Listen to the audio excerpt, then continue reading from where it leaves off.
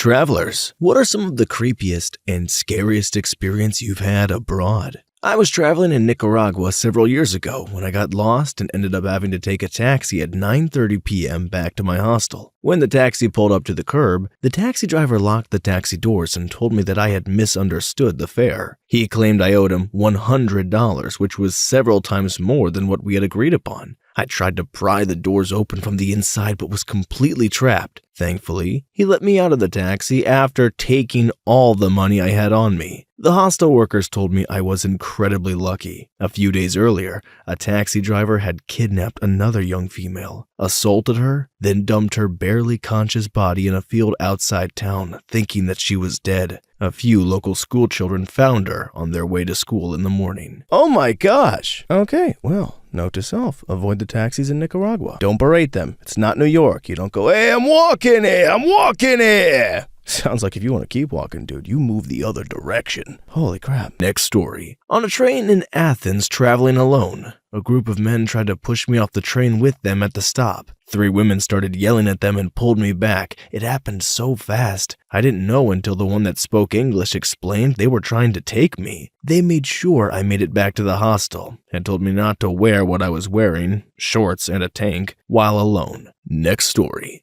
In India, our bus rounded a corner in the mountains and another bus was on the other side of the curve. Both buses skid to a stop about 1 foot from one another. Both drivers started laughing and poking fun at each other. We saw a bus from the 80s that fell down the mountain about 15 minutes later. Yeah, super intense. Next story. 1992, I was walking up the stairs to the ticket booths in the Warsaw, Poland, Central train station.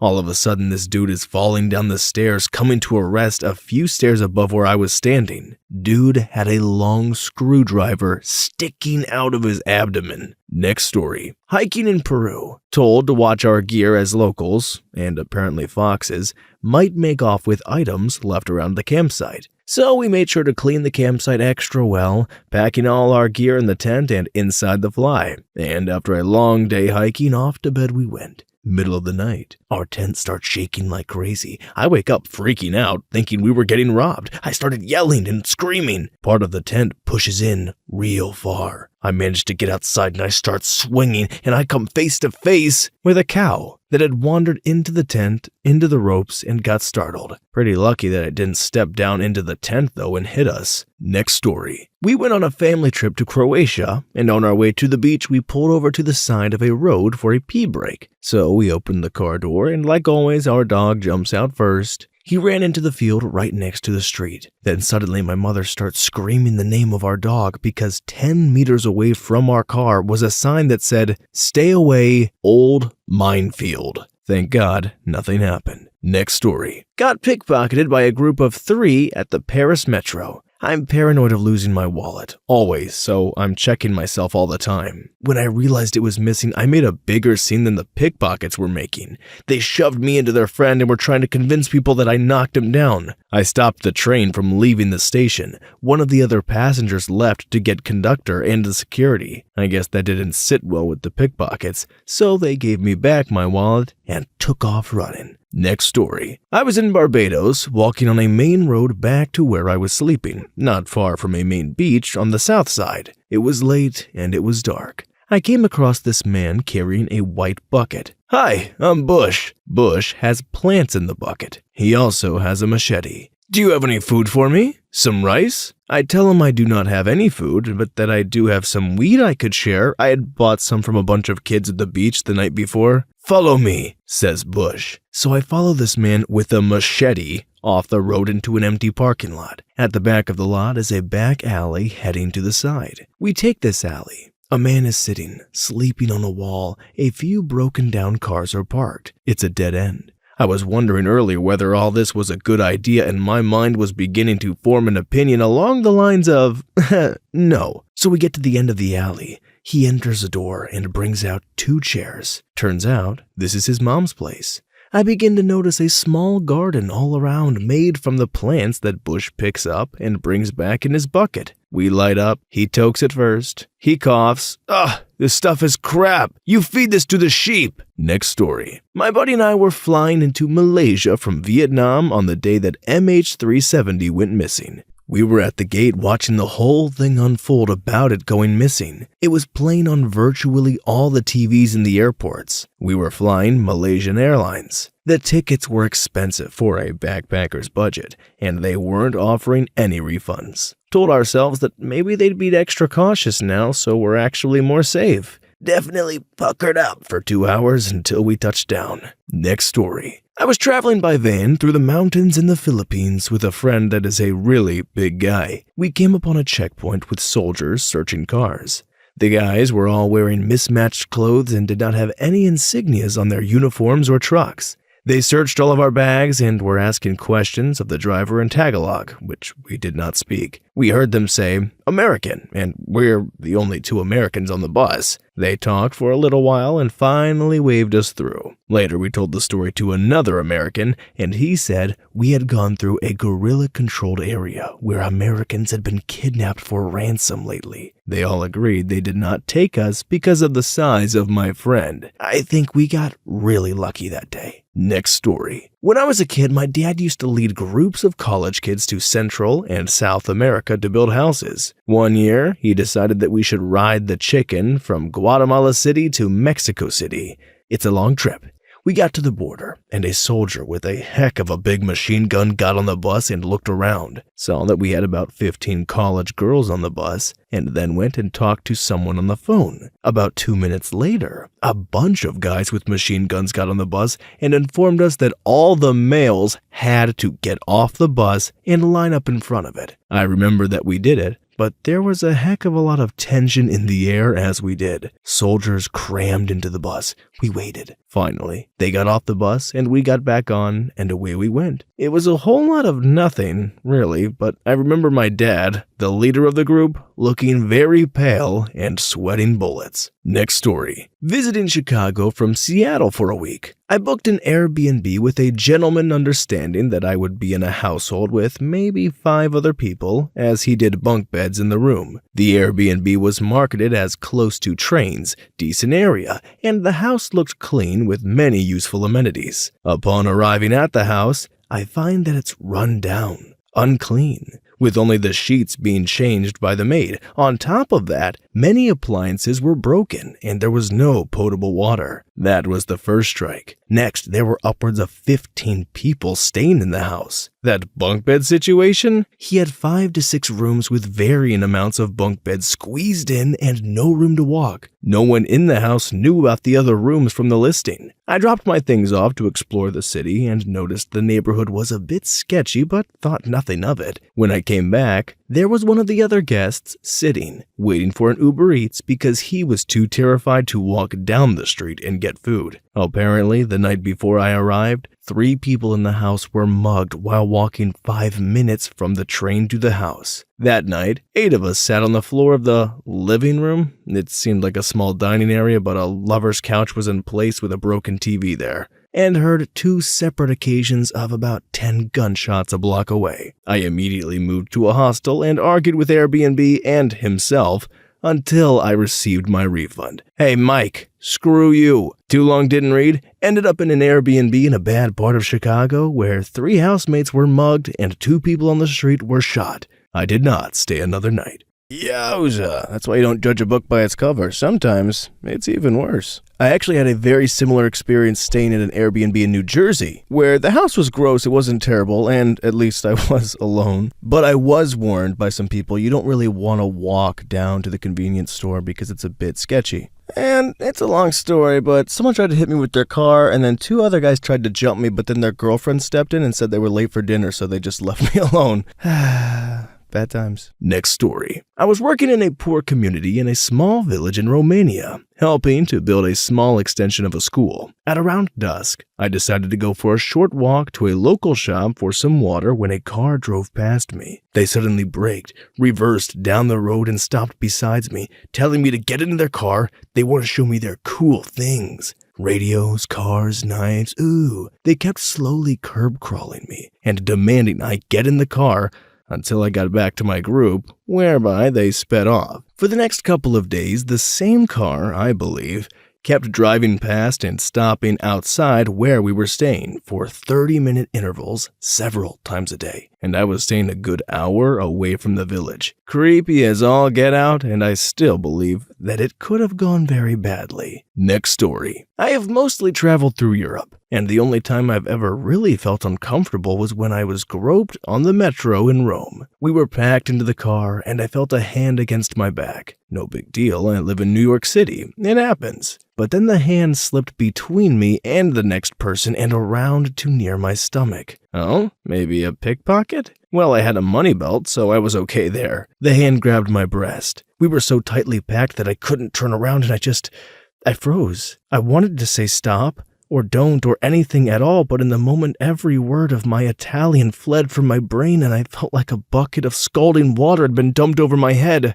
The ride felt like it lasted forever. At the next stop, I forced my way out of the car and out into the fresh air. Rome is so beautiful, but it felt pretty dang ugly that day. Next story. I was staying in a weird hostel by myself in Barcelona. Woke up to a man staring at me while I slept. He was looking over one of those wood dividing screens that the shared room had. I pretend to still be asleep because I was afraid of what he would do if I moved or confronted him, and I didn't know if there was anyone else in the room. He stared for like 2 hours until finally my alarm rang because I had to take the early train. So I put all my stuff in my bag and I left the room. As I left, I told the owner, but I was really in a hurry and didn't ask what he was going to do with the guy. Next story. I was stalked by a guy while walking through the Tiergarten in Berlin. I was walking a path, enjoying the park alone. I saw this guy standing on the edge of the walkway, just looking off into the distance. I passed him, and when I was about 20 feet away, he turned and followed after me, keeping pace. I started to take a very meandering path, even leaving the park and entering again. The guy stuck with me the whole way. Eventually, I got to a place with some sharp turns and heavy greenery.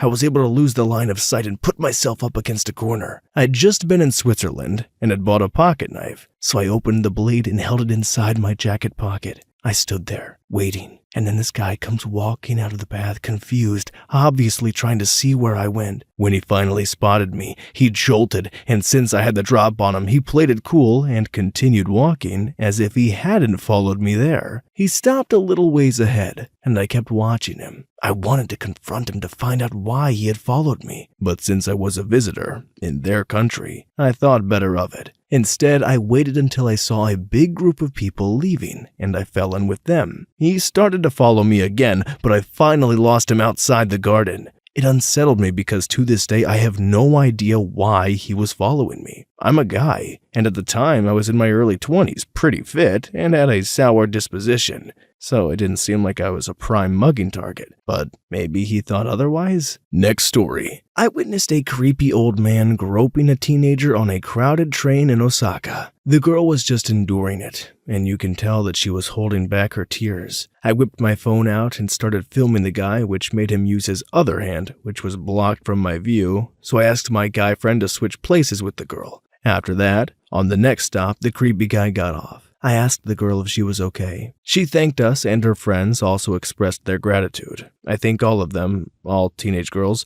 were aware of the groping, but I read somewhere that it is not the Japanese culture to make a scene. I was aware that this kind of thing was prevalent in Japan, but I'm still shocked to see it in person. That creepy man and the poor girl's face will forever be etched in my mind. Next story. I was walking around in a town in Algeria. I wandered into a neighborhood and noticed there were hardly any people out. A little further, and there were literally no people out. I started to feel a little uneasy. But then I see an extremely tall man walking towards me, straight towards me, obviously with intent. He gets closer, and I see an older gentleman with a long gray beard and wearing a gray tunic. I stop. He comes right up to me and says in pretty good English, "You're not safe here. We need to get you off the street." I say, "Okay," and he says, "Follow me." We walk a few blocks, and we come to a door. He says, "Wait here a minute," and he goes inside. He opens the door again and invites me in. When I get inside, there are maybe a dozen men. They are all dressed in black, staring absolute daggers at me. Graybeard lays into them, starts shaking his fist at them, gets really worked up about it. Then one of the younger guys goes into the kitchen and brings out some tea and cookies and offers them to me. So I'm drinking tea, trying to smile, be polite,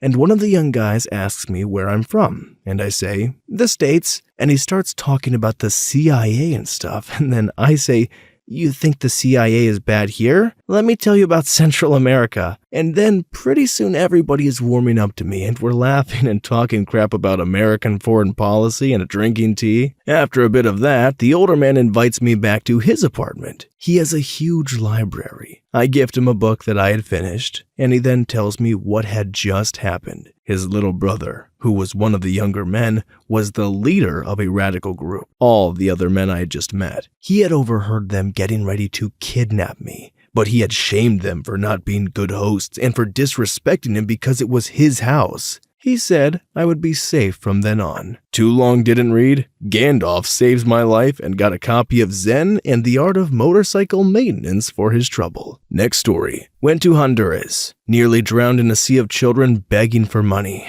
Also, the wife and I went out into the ocean. She was on a paddleboard and I on a canoe. She couldn't paddle back in and was taking her out, so she had to hold on to me while I paddled us in. Good thing I was in really great shape at the time. The ocean is a dangerous mistress, children. Never turn your back on it. I don't know if the moral of the story was, be in great swimming shape as much as it is. Just don't go out in the water. Okay, it's scary. It's dark. I don't even know what's in there. Anything could be in there. The only thing I know that's not is me.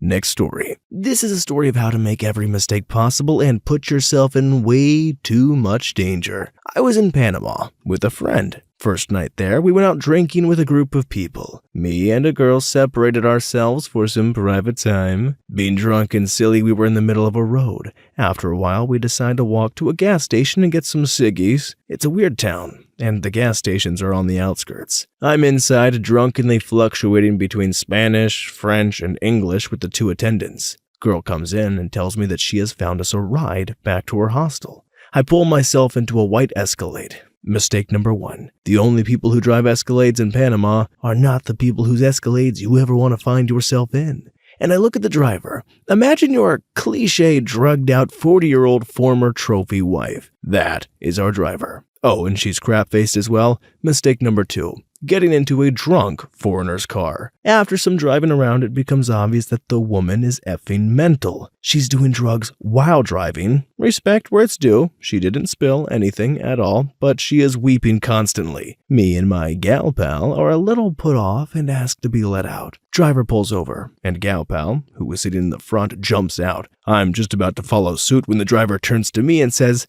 I lost my kids today. Stay with me for a minute. This was 5 years ago, and I have grown up a lot since then, but drunk me decided that I was making a great decision by staying in that car.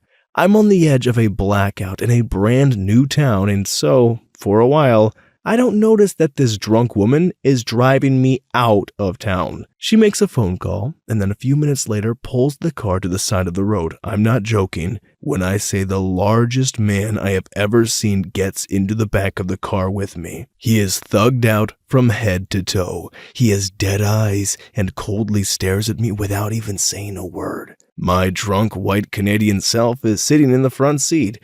Through the liquor haze, my brain is screaming, dude, you're in Panama. No one knows where you are. You are alone with this terrifying human who hasn't spoken a word and a clearly effed up trophy wife drughead. So I pull out my phone, thinking now is a good time to get a hold of my buddy back at our hotel. Effing dead. My phone is dead. Mistake number 3. Never ever go anywhere without having a method of at least getting into contact with the outside world. So we are driving further and further out of town. The houses are getting big and spread out. We pull into a house that has Greek columns in the entranceway, and I'm thinking to myself that, hey, I've just been kidnapped. I walk into the house, and there sitting at the table is an American dude with a face scar going from above his right eye down to his lip. It's the angry kind of scar that jumps out at you. The woman who brought me out says she needs to deal with some stuff, and leaves me at the table with the Panamanian and the American. I'm thanking God that, despite this man's supervillain scar, I finally have a person I can clearly communicate with. The guy immediately starts yelling at me and cursing me out, though. He drags my butt outside with the Panama guy and starts telling me that this isn't the woman's house and that they aren't here or her friends. This is her ex-husband's house. He's convinced that she brought me here to F me in her ex's house. I quickly explained the weirdness of this whole evening. The American calms down a bit, and eventually we get settled and start chatting and even drinking a bit. I am in damage control mode and want the American guy to like me, so I am drinking and smoking and generally trying to be a fun dude. The American gets trashed, starts telling me crap that he probably should not be telling anyone, tells me he's a drug runner, places 1 kilogram's worth of drugs on the table to prove it, then pulls a handgun out of his waistband and puts an exclamation point on the whole statement. I'm crapping bricks on the inside, but on the outside, I'm all, hey, that's, it's really cool, man. American starts telling me about his time in prison, tells me how he got his scar in prison, kindly offers to cut my face in a similar way to make a man out of me. I kindly declined, whilst thinking I was legit about to get carved up by a crazy American and a Panamanian. At this point, the Panama woman comes back out and tells me she needs to talk. We go outside for a cigarette, and she says the following. I know what you are. Oh? You're an angel. You're an angel who has been sent here to help me unalive myself and take me to the other side. What? Come with me. Let's go for a drive, just you and me. No, thanks. Take me to the other side. Okay, yeah, right. I'll be right back. just kidding. I run inside to the American, and I tell him what just happened. He offers to drive me home. I say, frickin' yes, but, don't let the effing Panama woman drive. The whole drive home, through deserted empty countryside, I kept one hand on my seatbelt and one on the other door handle. I expected every second for them to pull off the road and kill me. So, yeah, just about effed up in every way possible. Saw the American on the street a few days later, and he waved like we were bros. Needless to say, I noped the F out of there. Next story. I was walking to a pharmacy down a busy avenue in Morocco. It was the Feast of the King, so most people had off work and school, meaning the avenue was empty. Myself and 2 volunteers, all 3 young, white females, are walking and chatting when 2 guys on a motorbike pass us the opposite way. They drove over the median and pulled up beside us. The guy on the back gets off and walks toward us, then pulls out a machete from underneath his flannel. Girl 1 throws her purse, girl 2 throws her phone, and both go running. Guy comes after me and I wrap my hand around my purse, had my passport, wallet, and phone in, etc., and he holds the machete up to my neck. I say a few choice words to him in Arabic, essentially, shame on you by Allah, which is something I was taught by locals to keep the kids I was working with at an orphanage in line. Machete Man promptly appears to crap his pants.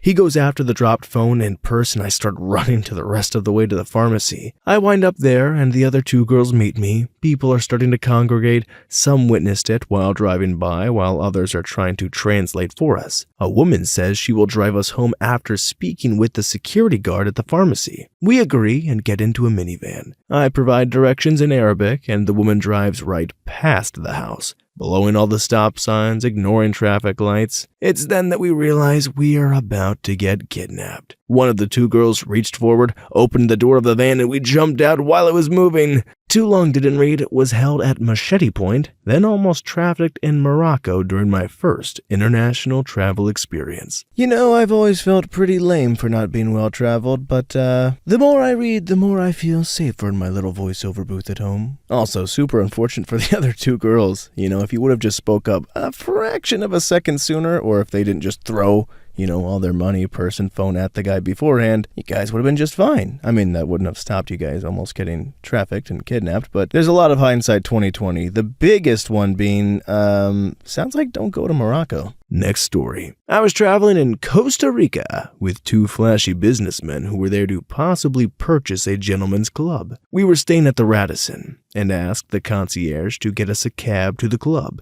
We got in the cab and made sure that the driver knew where we were going. We were told it was a 10-minute drive. About 7 minutes in, I realized that we were not in a touristy part of town at all. The driver is whispering into his phone in Spanish, staring at us in the rearview mirror. I get an uneasy and look at my companions, who are clearly feeling the same way. We ask, hey, are we almost there? Oh, sí, un momento. More whispering. Yeah, that's not good.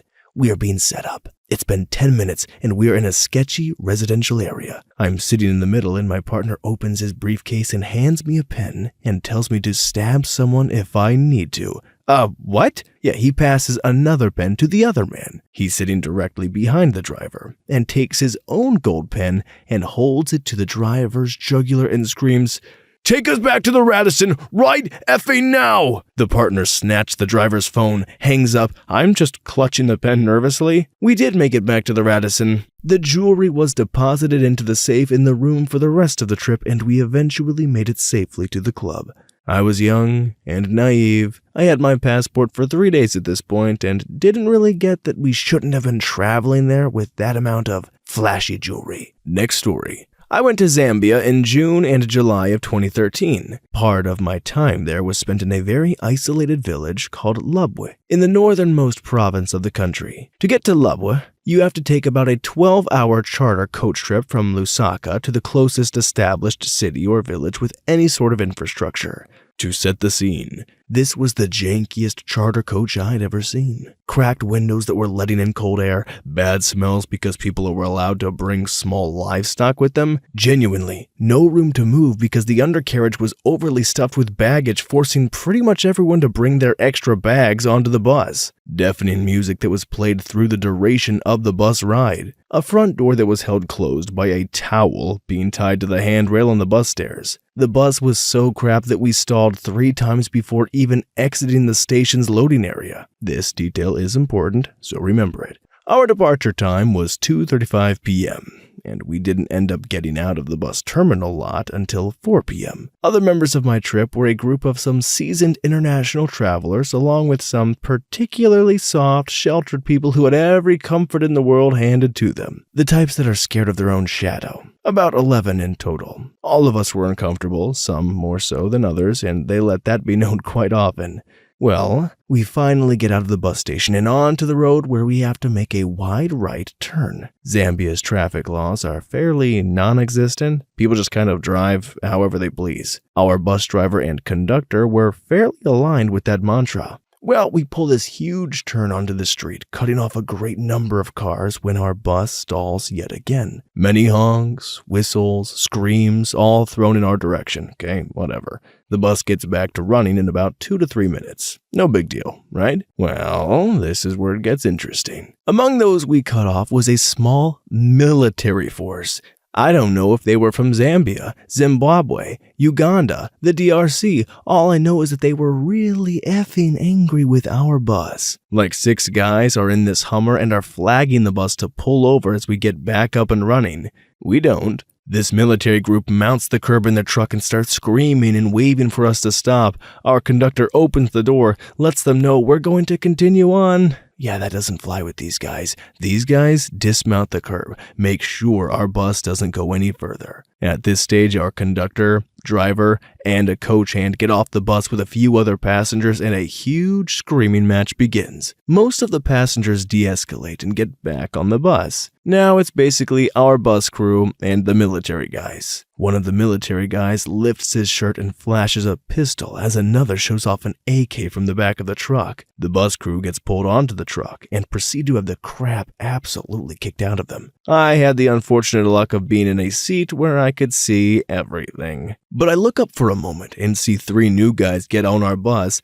and it takes off without any warning, leaving the old crew stranded and my group of 11 totally disoriented, white people in an effing panic. At this stage, it's getting dark, so none of us, including the leader who had been there a year before, knew where we were headed. So essentially, we're thinking we're on a 12-hour bus ride that's been hijacked and we're off to some sort of dungeon in the middle of nowhere, Africa. We eventually recognized that it was some backup crew from the bus as we made stops and passenger changes, but there were like 2 hours where I was worried that this trip had struggled so much to be on and it would end in an effing tragedy. Most stressful bit of travel in my entire life. And an essential detail I neglected to speak of when I told my mom that I'd be going back next summer. Next story. I was on a volunteer trip to Guatemala, and we took a day trip to see some Mayan ruins on a small island. My friend and I were looking for a bathroom, and several locals pointed us in the direction of one at the top of the mountain.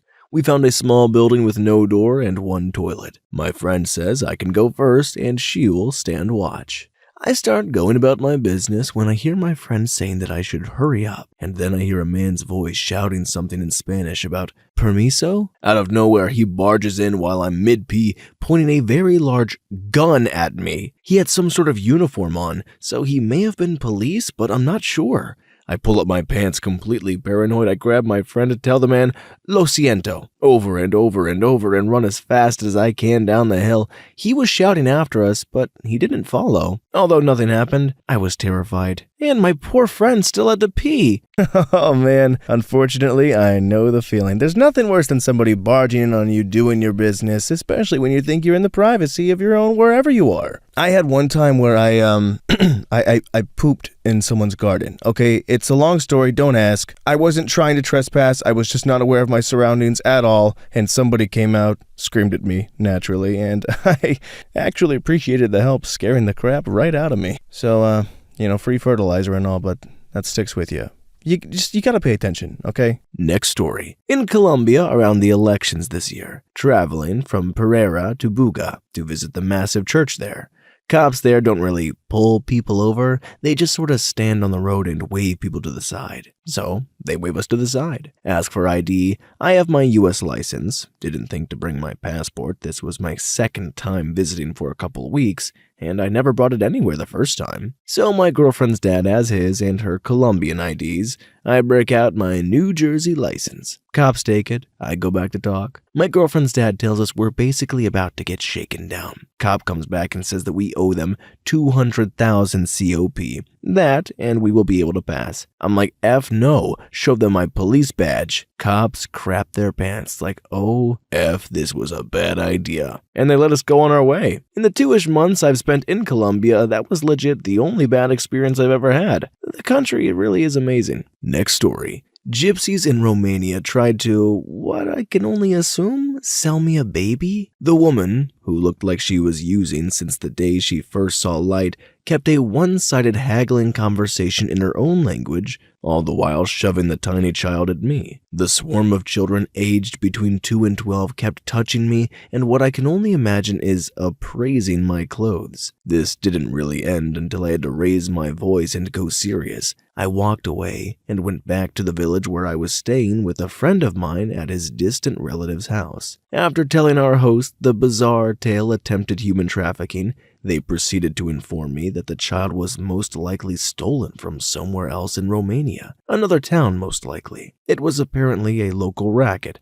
reselling newborn kids to international tourists. What really gets me is the way in which they were telling the story, as if it was business as usual. P.S. Hosts, where they're very kind and hospitable people, lead tough lives. Next story. 17-year-old me was in a public restroom near the Colosseum in Rome. I was taking a leak at my urinal where some dude rushed in to the urinal right next to me, looked over the partition at my junk, and he started self-pleasuring extremely violently. I had just started and had to go something fierce, so I was trying to cover myself up, like avoid his pleasuring, and also not get pee all over myself. Suddenly, the Roma police came bustling, and they grab old boy and start yelling at me, in Italian, very loudly. As I zip up and throw my hands in the air, I simply say, English and American.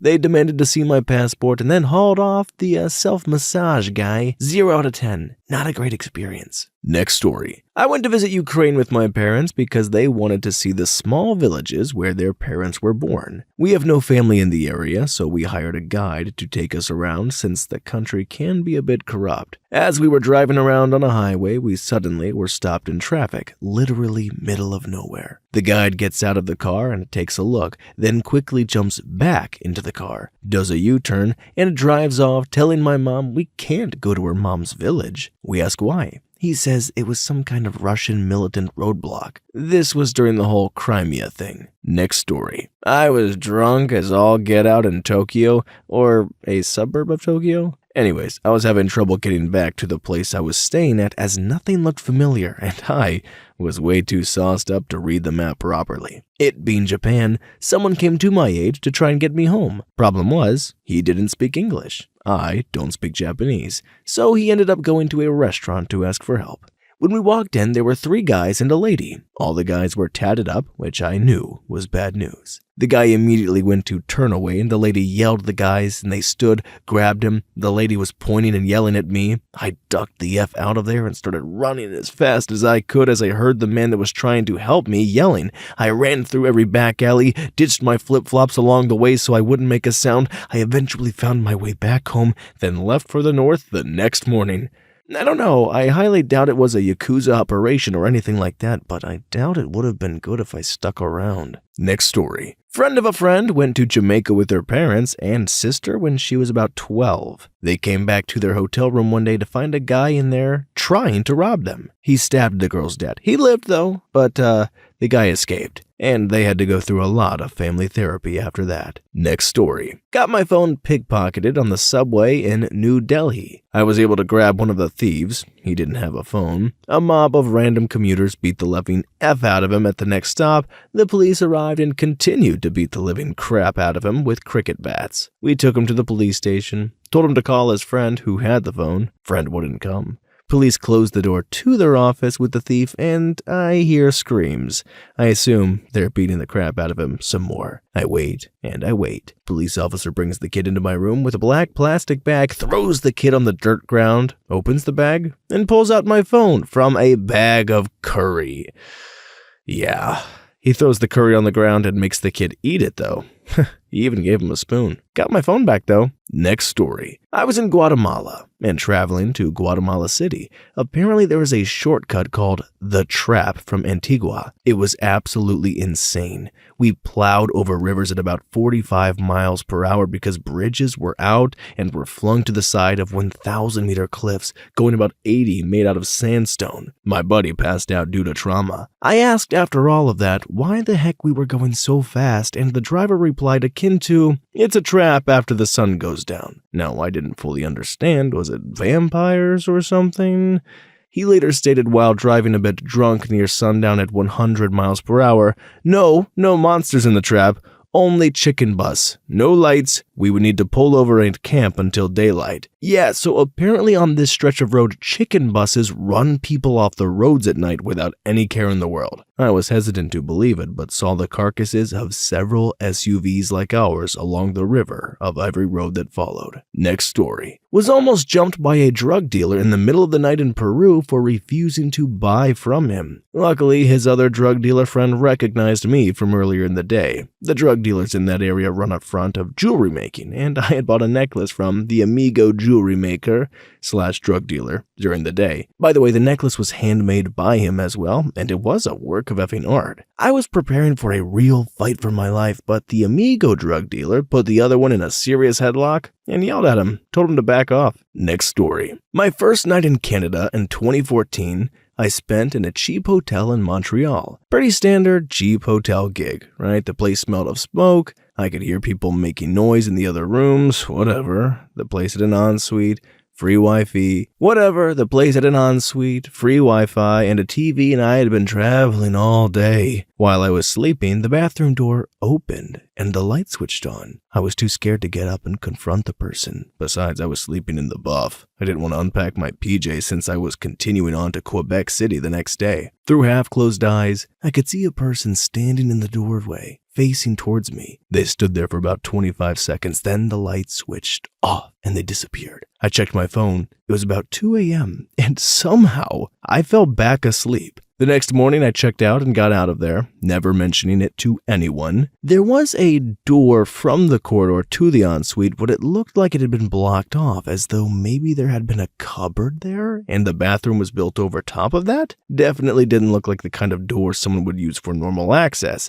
It was about a quarter the size of a regular door. I never understood why someone would enter through there to an occupied room. Perhaps organ harvesting. Next story. When I was in Hungary, I was briefly kidnapped by a group of gypsies and managed to fall out of their car at a red light, bashed up my arm, and ran away before we left the city limits of Budapest. Ran until I found some guys. It was 4 a.m., but Pokemon Go was at its peak, so there were people wandering all around. Who called me a cab? I had to pay the cab $20 in Canadian just to get back to my hostel. I learned after that human trafficking can be pretty big around Eastern Europe, and the crap they were saying to me was scary, okay? I just remember repeating over and over that I promised I would hurt one of them if anything happened. That I knew I wouldn't get away, but I would kill one of them if I had to, and they would all laugh their butt off. If this gains any traction, I'll type out a more detailed account of what happened. It was madness.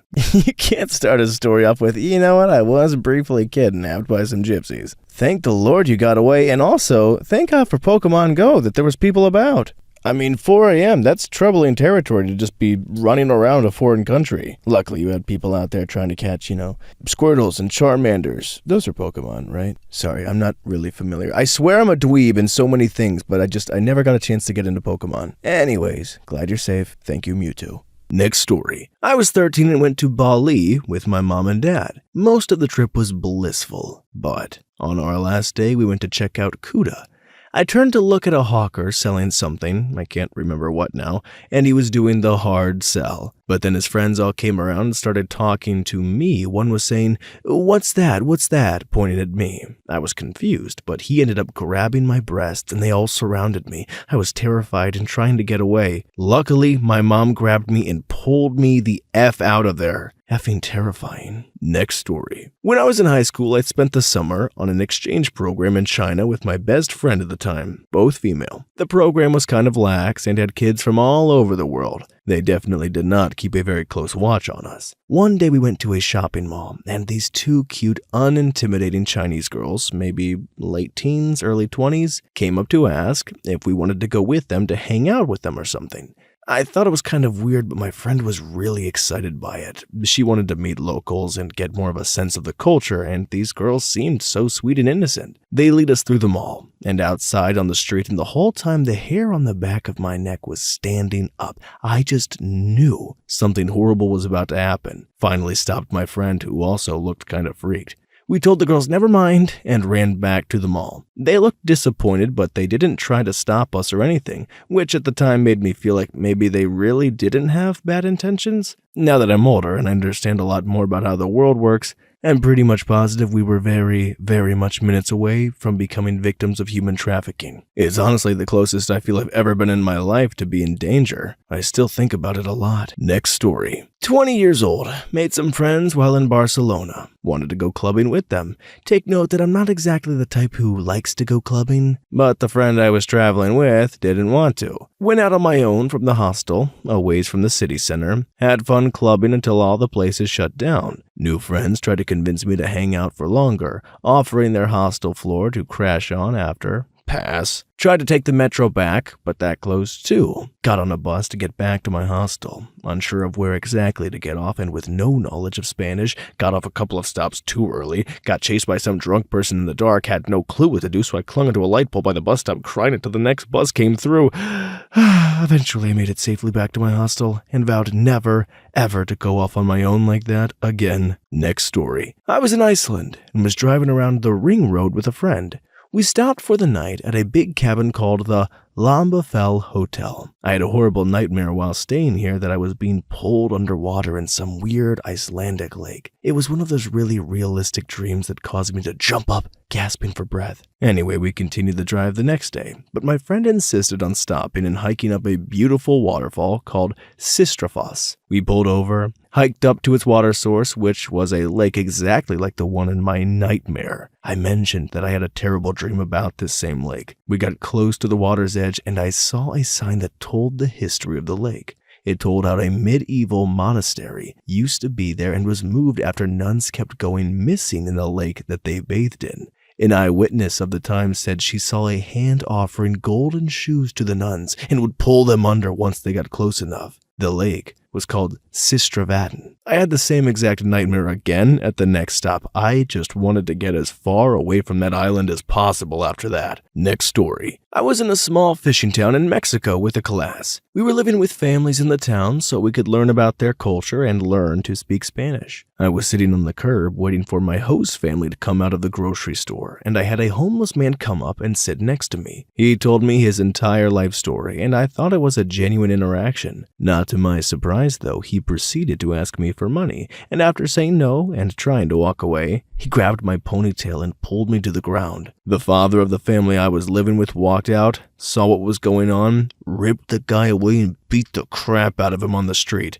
For the record, I have never felt safer anywhere that I have traveled. Everyone in that town cared for each other, and I have gone back on many occasions, and I hope to one day live there. Next story. I was backpacking through Southeast Asia this year and ended up in a nightclub in Vietnam. Now, if you've ever backpacked in Vietnam, you know that most people follow the same route, so you bump into a lot of the same people along the way. This particular night, I didn't even want to go out, but a girl I was traveling with met a bunch of guys that we had met a few weeks prior in a different city, and we said, F it, we'd all go out for a few drinks, just in case we never saw each other again. Catching up, talking, having a good time, and suddenly it's 4 a.m. I'm about 10 kilometers from my hostel. Cool, I'll order a grab off my phone. That's Uber in Asia.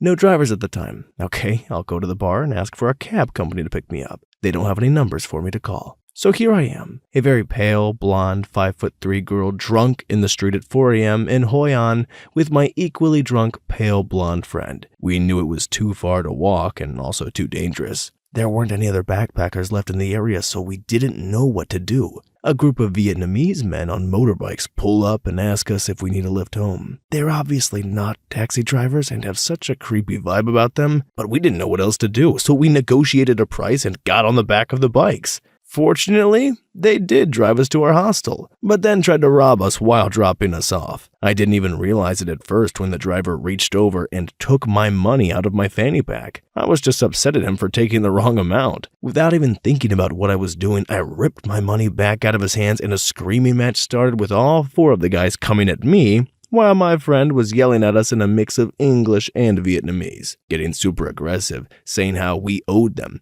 Thank F our hostel had security. They heard the yelling, came outside to us immediately. The guys took off on their bikes pretty quickly, only getting the money that I had agreed to pay. The security were awesome, honestly, and very nice. They warned us how people get hurt from fake taxi services and to be more careful next time. I'm super thankful they were there, and honestly can't believe how stupid we were that night. Next story. Had some dudes pull a gun on me in Vegas when I refused to buy drugs off them. I said I'd go to an ATM and get some cash out. They watched me walk up to the ATM, then I ran while pretending to use it. They chased me for a while, but eventually I got away. Looking back on it, if I wasn't drunk, I would have just given them the money. I don't know what the F I was thinking. I'm an Aussie and was absolutely plastered and probably using the word idiot a little too much at the time. Next story. I was in Madrid with my family and we went to a cafe to eat. Everything was fine. I finished my sandwich and was sitting on the counter waiting for them to finish when a woman comes up to me, tells me I remind her of a friend. I smile and nod, as I didn't have anything to say. She asks my name and I tell her. Then my family starts leaving and I say goodbye to her. At this point, she was just staring at me the whole time. We go outside to catch a cab and she follows us. I get inside the cab and while we wait for the traffic lights, I see her standing outside, watching me with this crazy look on her face. She was also reading the taxi's license plate, seeming to try to memorize it, and it kind of freaked me out a bit, to be honest. I spent the whole ride expecting her to follow the car and show up at my hotel to kill me. Next story. Oh, geez. I typed up a response about a trip to Costa Rica, but had forgotten an even creepier story. Back in 2000, my wife, sister, and daughter were on a train from Paris to Portugal. The overnight portion was in Spain, and we ended up sharing a sleeper car with a nice couple from New Zealand. Around dinner time, my sister and I checked out the cafe car. There was a table full of Spanish dudes, and they seemed pretty drunk. More on that later. When we went to sleep, the other guy and me slept in the top bunks. As we awoke in the morning, my sister said to my wife, "Did you hear someone try entering our car last night?" I remember locking eyes with the Kiwi guy as we both processed what she said, both of us reacting like, wait, what? It turns out he and I were the only ones, well, not including my 5-year-old daughter, who hadn't heard someone frantically trying to open the door that night. I jumped down, checked the door, which was locked. I then went out into the passageway and found blood on the walls. Not like horror movie amounts of blood, but a significant enough amount that I was very much like, what the F? It looked like someone had been cut pretty bad and was trying to find help, or maybe a bathroom or something. Imagine you were on a moving train while your hands were covered in blood and you were moving from car to car while trying to maintain your balance. Everywhere you'd have to touch, there would be blood. I ended up going to the bathroom and grabbing a crapload of napkins and using those to open the doors and such. No one explained anything. No one cleaned anything. Just another day on the rail with blood all over the walls.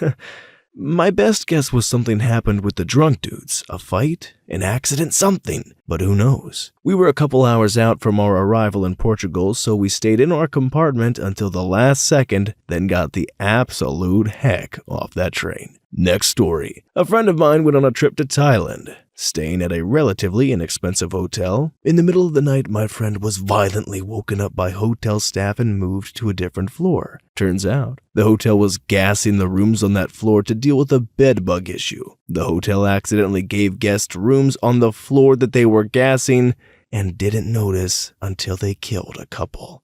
It just kept getting worse and worse. I thought it was going to be about bed bugs. Then I thought it was just going to be about the gases, and then somebody died. Don't travel, I think. I don't know. Do we have any scripts about travelers of Reddit who found some of the best things while going abroad? Let's read those. Anyways, guys, thank you so much for hanging out with me. That concludes our stories of very, horrific and troubling tales from outside the safety of our homes. If you guys have any more that you would like to share, feel free to drop those down below in the comments. But if you also have any more optimistic and positive ending ones, we like to read those too. In any case, again, thanks for being here, and we will see you in the next one.